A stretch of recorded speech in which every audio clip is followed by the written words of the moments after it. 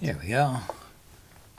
Let's see. So let's try some kind of nice move here. So I'm going to go for a Grunfeld if he lets me, instead of going for the Nimzo like I normally do. We'll see. Little variety here. And he lets me get the Grunfeld, so that's cool. He plays a bishop g5 line.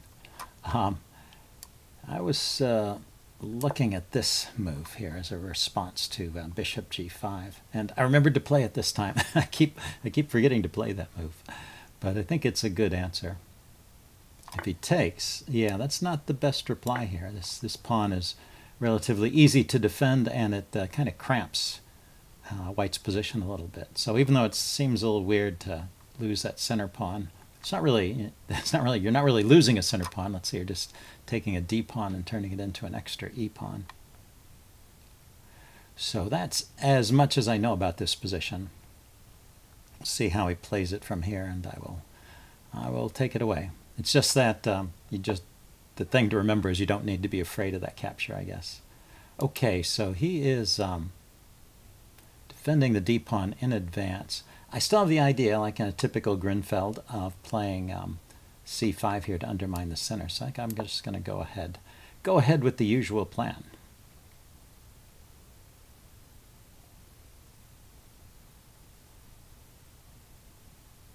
Bishop g7, pawn to c5. And will I be threatening? Yeah, I would already be threatening to take. Okay, so he defends it. Still, it's a good idea to soften that pawn up, right? Soften up the center a little bit with this c5 move. Okay. So that's a quiet move. I was expecting him to play knight to knight g3 and try and round up this pawn, which is not defended at the moment. But that would allow me to take over here.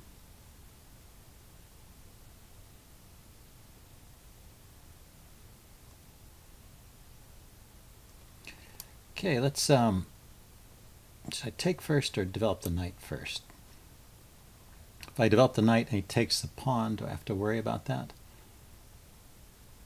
Those doubled pawns over there. Now I can probably still check and pick it up. So let's just pile up pressure on the d pawn. 1, 2, 3 pieces plus a pawn attacking it, and he's got 2 pieces and a pawn defending it. So he has to do something now.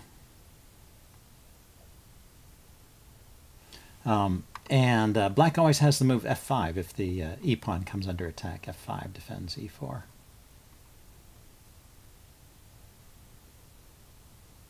This is the first time I've played this position, so it'll be interesting to look at this in the postmortem and see how it should go.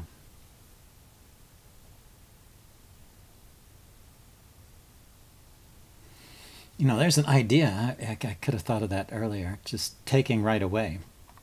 And then I have the queen check, picking up the bishop. That's an easy one to overlook, I think. That check all the way across the board. I just need to clear the 5th rank there. So he takes. So should I check right away and take it? Yeah, I want to do that before he gets in the move b4. He's not going to play b4 anytime soon, though, is he? But what else do I have? I could castle. I could take the b pawn. It's kind of interesting. I mean, he just opened that up. And that would leave these 2 pawns isolated. He gets in a free tempo move with rook to b8, and then the bishop drops back. Let's go ahead and grab it and see. See if that's worth it. Didn't see any huge punishment coming from that. And, you know, I have this check. Oh, he just trades queens. Okay. I want to keep some possibility of kingside castling, so I will take with the knight.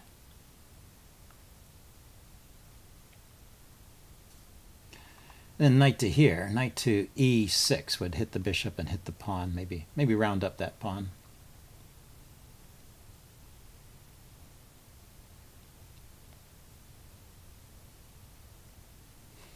Yeah, I'm still expecting rook to b8 here. But he went there. Okay. So knight to e6 now. Is there any reason not to play it? It has to defend the bishop or move it. And only has a few squares to go to. And then I get another pawn here, and those pieces look pretty active. And I still have the possibility of castling.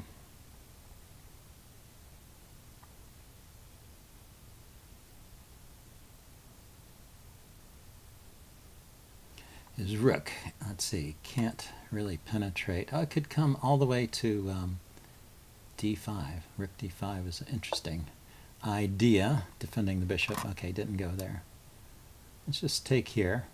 And now I've got the threat of knight to e3 there, check, driving his king out into the open.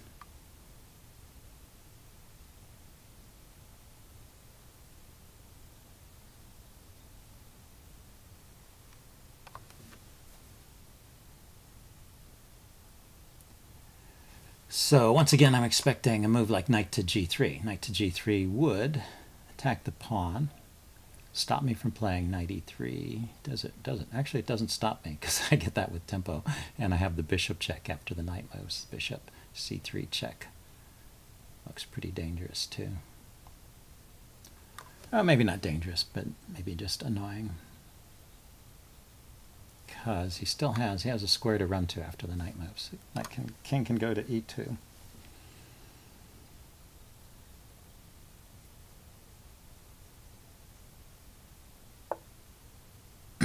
Oh, he goes that way. Okay, that covers e3 for the moment, but I can take the knight and then check.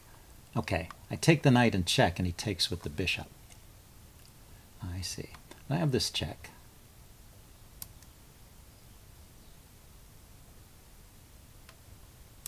Well, just because I have a check, does that mean I should play it? How about if I develop my bishop?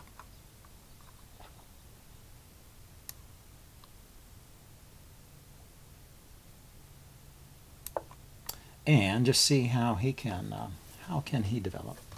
His bishop is defending this pawn. My e-pawn is still not under fire, and I've managed to pick up a pawn, right? 2 on 2 and 5 on 4 over here. Yes, I'm a pawn up at the moment. Not that that's a huge deal, but it doesn't hurt.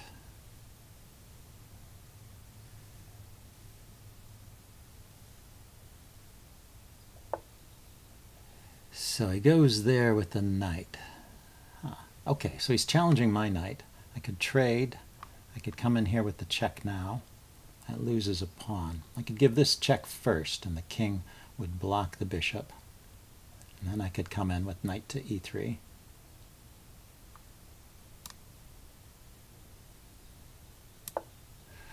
If the king moves, if the king doesn't move, he could block with the knight. He could play knight back to d2. I was going to say, yeah, if the king moves, I also have bishop takes c4 there. That would be pretty deadly. So knight to d2 there looked kind of forced. So maybe I should just pile up on that guy. Bring more force in.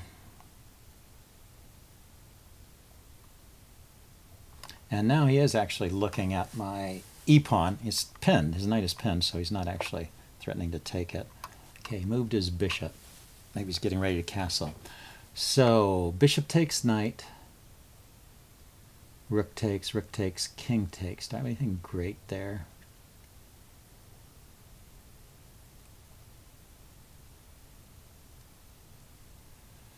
Don't see it. There is knight here now. Knight to e3 check. Bishop takes, rook takes. That looks good.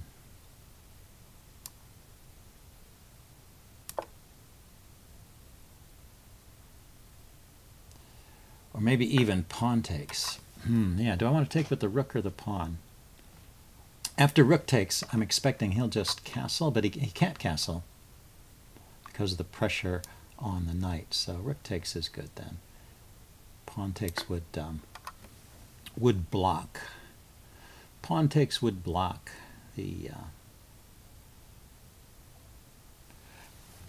my rook along the d file. So taking with the rook, I keep the pressure on his knight. His king can't castle. It could move, but it can't really castle.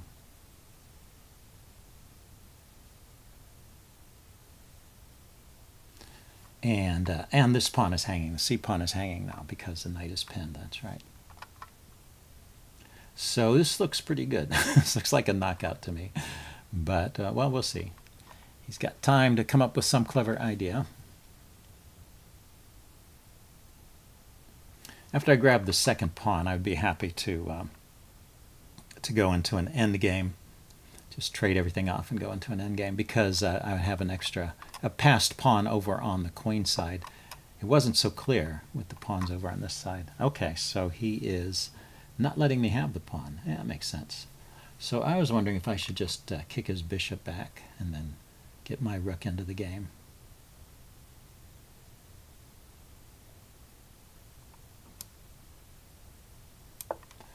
Or just castle. I didn't want to lose this pawn when I castle. It's also, okay, so now he's kind of forcing the issue.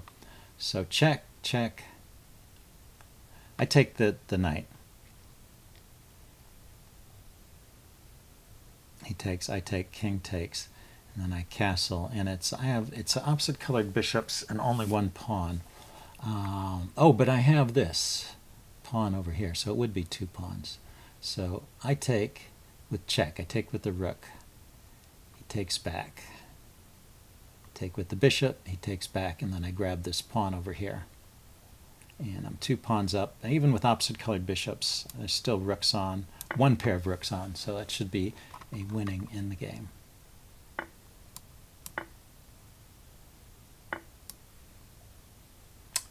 Ah! I always spot these things one move too late. He has rook to a1 and picks up this pawn. So it's not so simple. So just one pawn, opposite colored bishops, still with the rooks.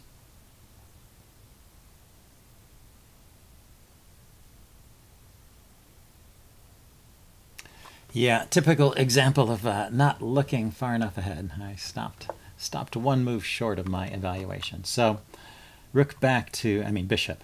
Bishop back to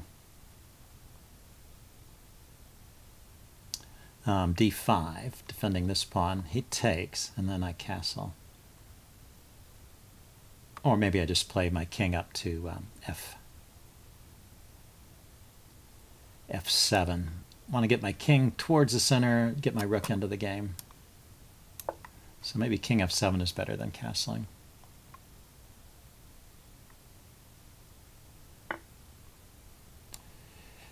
And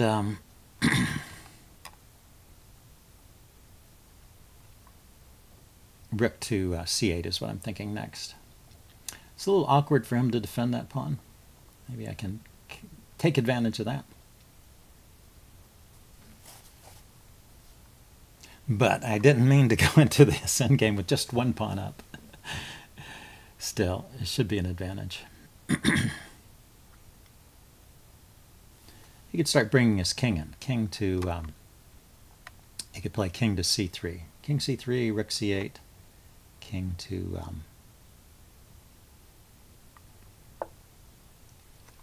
going there with the bishop. Okay, now I will attack. So I guess he has to defend the pawn with his rook. And now I can blockade, which I probably should, because otherwise he can move that pawn forward with some kind of tempo there.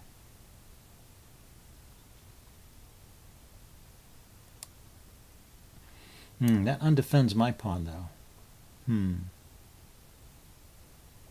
Well, right now, if he pushes the pawn, I take with the bishop, so that's no problem. So how about if I play here?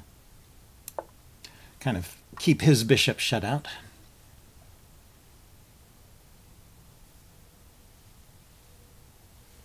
Also control this square, take away some of the squares from his king. And I'm going to bring my king up and just try and push my pawns forward on this side. So king e6, pawn to f5. Maybe I should go h6, g3, h6, g4, h6, f5, and h6, g5, f5, f4, something like that. Okay, so he stops that idea, or at least slows it down.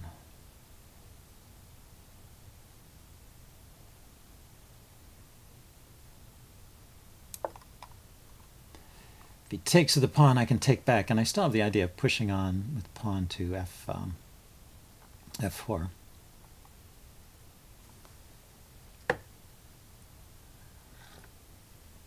I have to watch the time here. We're getting down to, oh, okay, he wants to lock up. So before playing pawn to f4, I need to bring my rook over here. He can't check my king. If he pushes the pawn, I will take it. Then he could take here. That might be interesting. Pawn to c6, bishop takes, rook takes, e5 there. And I have to move my king away from the check. That'd be a way for him to exploit his bishop placement, but he doesn't do that, so now I can go ahead and push on this side.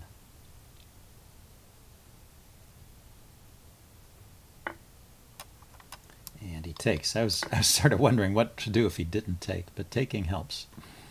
Now that he's taking, it's good.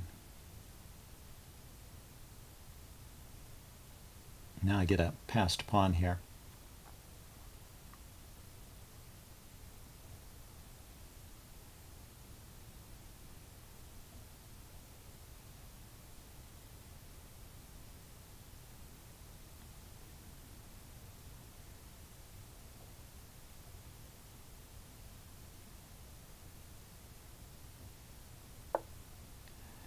So he's going that way. Yeah, he's going to bring his rook over here, I guess. So I can bring my king forward, attack this pawn.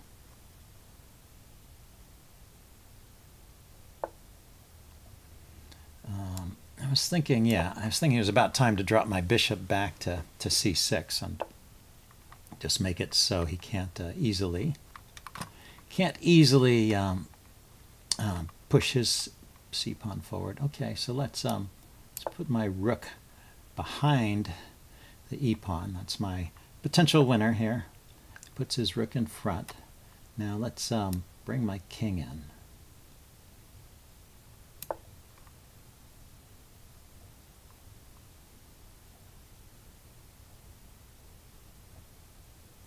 King has got to be an active piece in the endgame.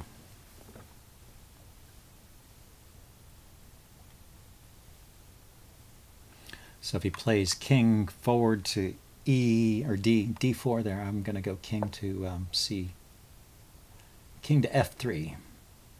King f3 now hits the rook.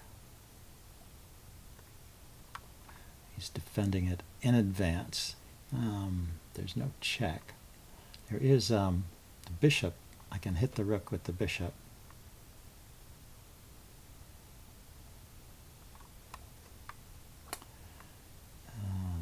I wonder if that helps.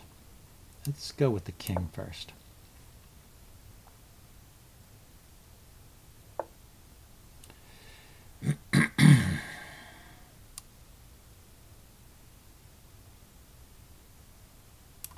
He just attacks my bishop probably. So pawn forward.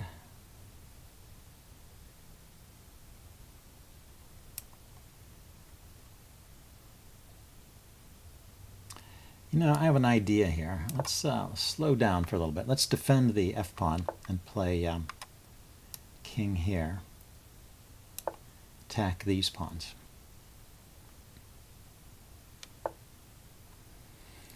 Okay, so he's playing kind of quickly now. I guess he's out of time, so he's got to kind of move without too much thinking. But I don't believe this is going to help him what he's doing here. So now I should have a clear win. Huh? So let's go here and just push all those pawns forward. There we go. Now I got a passed pawn that's protected. I could even come around and check his king and start promoting that guy. Yeah, well, it's tough at this point. He's got to find all the moves in the limited amount of time, in the increment time. But let's not get careless here and lose the game all of a sudden. So my idea is to bring my rook in with check and win the bishop. Okay, so he lost on time. Anyway, that was a very interesting game. I will upload this and do a postmortem. See you guys later. Bye.